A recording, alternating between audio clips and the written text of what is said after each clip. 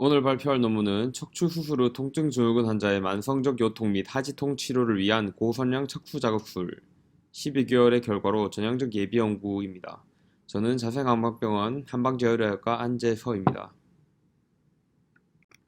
컨텐츠는 다음과 같습니다. 저널과 저자, Abstract, Introduction, Goal and Motivation, Method, Result, Discussion, Conclusion입니다. 저널의 경우는 Neuromodulation Technology at the Neural Interface로 19년도 IF는 4.029입니다. 저자는 임상간호학 박사이고 만성통증의 임상간호를 전문적으로 연구하고 있습니다. 최근 주요 연구는 모두 척수자극술에 대한 내용입니다. 본 내용에 들어가기 앞서서 알아두어야 할 부분에 대해 먼저 설명드리겠습니다. 이 연구는 파일럿 스터디, 즉 예비 연구로 이는 본 조사나 본 실험을 실시하기 앞서서 타당성을 검토하기 위해서 소규모로 하는 시험적 연구이고 비슷한 집단에서 소수를 표집하여 실시하게 됩니다. 단어를 먼저 정리하고 가겠습니다. FBSS는 척추 수술 후 통증 증후군, CBLP는 만성적 요통 및 하지통, SCS는 척수 자극법으로 HD와 LD로 나누어지게 됩니다. 척수 자극술이란 피하에 이식되는 자극 발생기에서 흐르는 미세한 전기 자극으로 통증 부위의 감각을 덜 느끼게 하는 원리로 영구적으로 이식하기 전에 먼저 전극을 삽입하고 실험적 자극으로 효과를 관찰하는 과정을 거친 후 영구적 척수 자극기를 삽입하게 됩니다. 임상적으로 장기간에 걸친 여러가지 통증 치료법에 반응하지 않는 신경이성 통증이 동반된 만성 요통에 많이 쓰입니다. 환자가 직접 자극을 조절할 수 있지만 해부학적인 손상이 있는 통증인 경우 효과가 미미하다는 단점이 있습니다.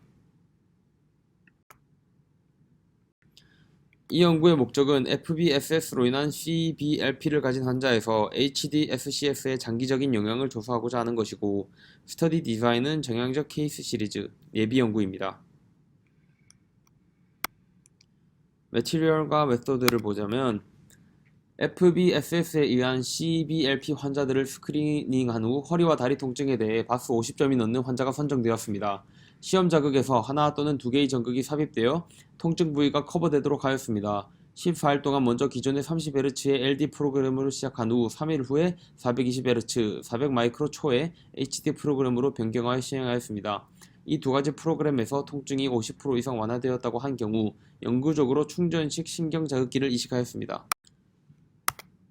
주된 데이터 수집을 위하여 요통과 하지통의 바스의 점수를 매겼고 그 외에도 진통제 사용이나 장애 정도를 파악을 위한 QBPDS, 환자 만족도, 고용 상태, 부작용 등을 파악했고 이에 대한 6개월과 12개월 추적 관찰 결과를 평균 표준 편차로 나타냈습니다.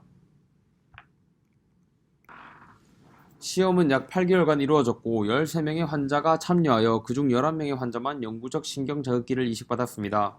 대부분의 환자는 HD 프로그램을 선호하였고 HD 사용이 전반적으로 증가하였습니다. 2명의 환자는 연구를 중단하였는데 요통이 재발하거나 자극에 불만족했기 때문입니다.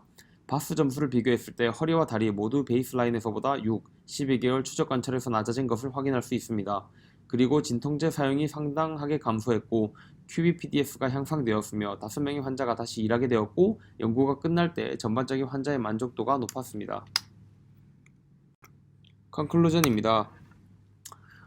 결과적으로 이 연구는 척추 수술 후 통증 증후군의 만성적인 요통 및 하지통 치료에 LDHD가 유망할 것이라는 것을 보여줍니다. 인트로덕션입니다. 기존의 SCS는 FBSS로 인한 CBLP 환자를 위한 효과적인 장기 치료로 알려져 있고 기존의 SCS는 주파수 30에서 100Hz, 펄스 지속 시간은 210에서 390 마이크로초가 일반적입니다. 온오프 시간의 비율은 약 2%입니다. 통증이 심한 부위에서 환자가 따끔거림을 느끼는 정도의 자극의 진폭에서 가장 많이 사용됩니다. 한계도 있습니다. 요통에 대한 SCS의 영향이 감소하고 FBSS의 신경 변증성 및 통각성이 결합된 요통의 치료에는 효과가 적습니다. 최근에는 킬로헤르츠와 버스트 자극을 사용하는 다른 SCS 모드가 가능해졌습니다. 기존과의 차이는 더 높은 주파수와 더 긴 펄스 지속 시간을 사용하고 90에서 30%에 이르는 듀티 사이클, 낮은 진폭을 사용하고 감각 이상의 생성을 방지하고 단위 시간당 전달되는 총 전하 또는 초당 충전량은 기존 SCS보다 10배 더 높습니다. 기존의 SCS는 LD이고 새로운 SCS는 HD입니다. SCS를 경험한 적이 없는 CBLP 환자, FCF의 효능을 잃은 환자에서 새로운 HD 모드를 통한 긍정적인 장기적 효과가 있습니다.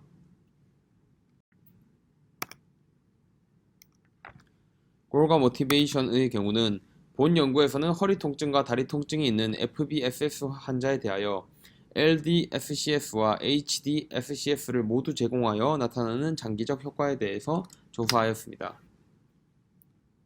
두 번째 이유는 FCS의 새로운 기술적 가능성을 탐구하는 것입니다. 다양한 연구에서 좋은 임상 결과를 보여주었지만 기존의 FCS는 킬로헤르츠 FCS를 실패한 환자에서 그 가치를 보였습니다. 기존 및 HD 세팅을 포함한 다양한 자극 세팅을 제공하는 것이 이러한 환자에게 유익한지 여부를 조사하기 위해 개별 환자 경험을 분석을 허용하는 이 전향적 케이스 시리즈를 계획했습니다. 참가자 모집입니다. 참가자 특성은 평균 연령 49.7 플러스 마이너스 8.1세의 13명의 환자, 최소 12개월 동안 FBSS로 인한 CBLP 환자, 모든 환자는 신경차단, 여러 통증치료요법, 텐스, 물리치료 및 재활 프로그램의 실패를 경험했습니다. 요추 통증 구성의 평균은 45.4% 플러스 마이너스 9.7%, 13명의 환자 중에 11명의 환자가 요통과 일측성 하지 통증을 보였고 2명의 환자는 요통과 양측 하지 통증이 있었습니다. 먼저 테이블 2를 보시면 참여 환자의 성별, 나이와 척추 수술 목적과 부위를 정리하였고 로우백 컴포넌트라고 해서 요통과 하지 통증을 더하여 100이라고 두고 거기에 대한 요통의 비율을 조사하였습니다. 또 요통이 있는 부위 중 가장 통증이 심해서 환자가 치료를 받기를 원하는 부위의 면적을 정리하였습니다. 표 1은 베이스라인과 3, 6, 12개월 추적 관찰 시 요통과 하지통의 바스 점수와 그 평균 표준 편차를 정리한 표입니다. 2015년 6월부터 2016년 3월 사이 환자에 대해서 먼저 실험 자극을 실시하였는데 T12L2 수준에서 팔극 전극을 경막의 공간에 삽입하고 흉추 레벨에 위치하였습니다. 전극 최종 위치는 전체 통증 부위를 감각 이상으로 커버하기 위해서 수술 중 자극에 의해 결정하였고 3명의 환자는 하나로 통증 커버가 어려워서 2개로 커버하였습니다. 두 가지 프로그램을 실시하였는데 LD는 HD보다 주파수, 펄스폭, 듀티 사이클이 낮고 진폭은 더 컸습니다. 모든 환자들은 먼저 LD로 시작하여 3일 후에 HD로 전환하였고 14일 동안 외래에 2번 방문해서 여러가지 평가를 실시했습니다. 시험기간 종료 시점 자극으로 요통과 다리 통증에 대해 50% 또는 그 이상의 통증 감소를 보인 경우 IPG를 이식하였고 충전식 신경자극기를 왼쪽 둔부의 상부에 이식하였고 삽입 후 팔로우업 3, 6, 12개월 외로 클리닉에서 진행했고 방문할 때마다 환자들은 여러가지 설문지에 응답하였습니다. 그 설문지는 아래쪽에 나와있는 것과 같습니다. 통계적 분석으로는 해당 부분이 나와있고 요통과 다리 통증에 대한 통증 점수 QBPDS, EQOD 및 12개월 추적 관찰 후 환자 만족도를 기준치와 비교했습니다. 리설트입니다.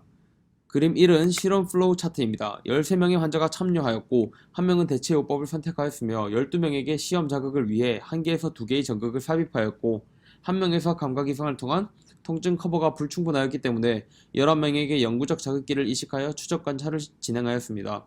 추적 관찰 동안 2명의 환자가 드롭하여 12개월에는 9명의 환자가 남게 되었습니다.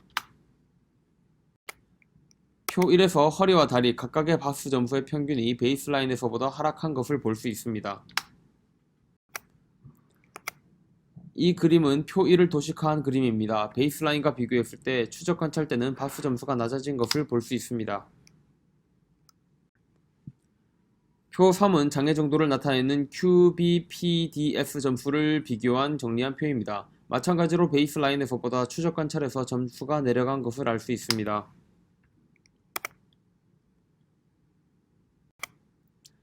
표 4에서는 EQOD 점수를 비교하였습니다. 삶의 질 점수가 베이스라인에서보다 추적 관찰에서 더 증가했고 일반적 건강 상태 점수도 베이스라인과 비교했을 때 증가한 것을 알 수 있습니다.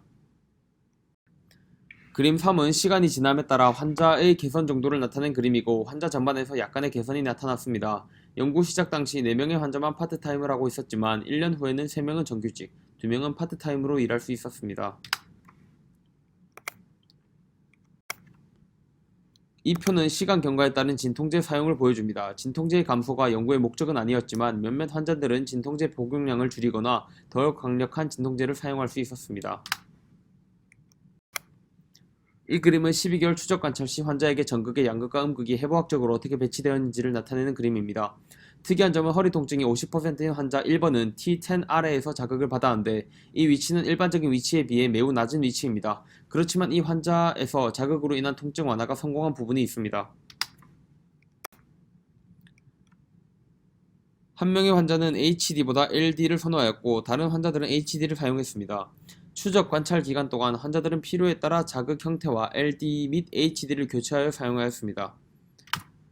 12개월 후 6명의 환자는 HD를 사용하였고 1명의 환자는 LD, 2명의 환자는 두 가지 모든 자극 패러다임을 사용했습니다. 12개월 추적 기간 동안 총 6건의 부작용이 보고되었고 그중 2명은 요통재발과 자극 불만족의 이유로 연구를 중단하였습니다. 그 외의 부작용은 다음과 같고 이러한 문제들 중 어느 것도 추가적인 통증 처치가 필요하지 않았습니다. 이번 예비 연구에서 우리는 FBSS 환자에서 CBLP 치료를 위한 기존 LD에 대한 추가적인 프로그래밍 옵션인 HD의 효과를 조사했습니다. 시험 FCS에서 환자는 두 가지 모두의 자극 패러다임을 받았습니다. 단기 및 장기적 결과는 이들 환자에서 CBLP의 양호한 감소를 나타내었습니다. 이번 연구의 결과는 FCS가 처음인 환자와 이에 대한 효과를 잃은 환자 모두에게 고주파 빈도를 사용하는 다른 연구와 비교할 수 있습니다. 이러한 고밀도 자극 모드에서 자극 진폭을 포함시키게 되면 LD보다 신경이 전달되는 총 전달량이 10배 더 높게 됩니다. 이러한 고농도 자극 패러다임은 감각 이상이 생기지 않는 수준으로 설정됩니다. 임상적으로 의미 있는 통증 억제 방법을 개발하려면 최소한의 전하가 필요하다는 가설을 세울 수 있습니다. 또 듀티 사이클을 이렇게 최적화하는 것이 배터리 사용과 신경 자극기 재충전에 중요한 영향을 미치게 됩니다. 이 연구에서 자극 진폭은 편안한 수준으로 설정되었으며 LD는 이상 감각이 통증 부위를 커버하는 수준이고 HD는 감각 이상을 느끼지 못하는 수준으로 설정하였습니다. 감각 이상이 환자에게 문제가 되지는 않았지만 환자에게서 가장 선호된 HD는 낮은 진폭 레벨이어서 감각 이상 아래의 자극 진폭이 편안하다고 평가된 이전의 연구와 일치하는 결과입니다. 이 연구에서 LD와 HD 두 가지 모두 제공된 이유는 LD가 수년에 걸쳐 치료에 만족스러운 결과를 제공했고 일부 환자가 감각 이상을 불편하다고 느낄 수 있어 감각 이상이 없는 HD도 포함하였습니다. 환자는 두 가지 자극 패러다임을 자신이 원하는 대로 사용할 수 있었고 HD의 선호도가 더 높았지만 그중 일부 환자들은 모두를 계속해서 전환하였습니다. 이는 환자가 LD와 HD를 계속해서 전환할 필요성을 설명하는 다른 연구와 일치하는 결과입니다. HD 작동 메커니즘이 아직 정의되지 않았기 때문에 이 자극이 작용하는 해부학적 기질 또한 분명하지 않습니다. 이번 연구에서는 경막의 공간의 전극 위치가 수술 과정에서 전체 통증 부위를 감각 이상으로 덮음으로써 결정되었습니다. 3명의 환자에서 2개의 팔극 전극이 필요했고 5명의 환자에서는 T8, 9의 자극으로 통증 완화가 달성되었기 때문에 이전 연구와 본 연구의 HD 전극 위치가 가변성이 큰 것을 고려해서 감각 이상 매핑에 따라 HD를 프로그래밍할 것을 권장합니다. LD에 비해 HD가 에너지 전달이 더 높기 때문에 HD에서는 재충전 배터리가 필요합니다. 이전 연구에서 5년 동안 절제율이 충전이 불가능한 시스템에 비해서 재충전 전지가 더 높았습니다. 이는 환자 수능도나 생리학적 요인이나 기술적인 부분으로 통증 완화가 충분하지 않기 때문입니다. 가능한 해결책은 급속 충전, 소형 배터리 등의 인체공학적 형태입니다. 또 충전시 자극기의 경우 환자가 충전 방식 등에 대해서도 알고 있어야 합니다.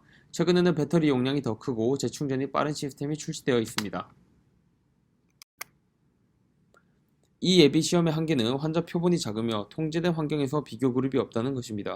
이 연구에서는 오직 감각 이상 매핑을 지침으로 하여 선택한 전극의 빈도와 펄스 폭만을 변경하였으며 해부학적으로 전극 선택을 유도할 수 없었습니다. 컨클루전입니다. HD FCS 프로그래밍은 FBSS 환자의 요통과 다리 통증에 유망한 장기 효과를 나타냅니다. 감각 이상에 따른 FCS 단자의 배치는 개인의 선호와 따른 HD와 기존 LD에 대한 기회를 제공합니다. 이 연구에서 얻은 결과는 더 큰 그룹의 환자에서 무작위 통제 시험을 설계하는 데 도움이 될 수 있습니다. 감사합니다.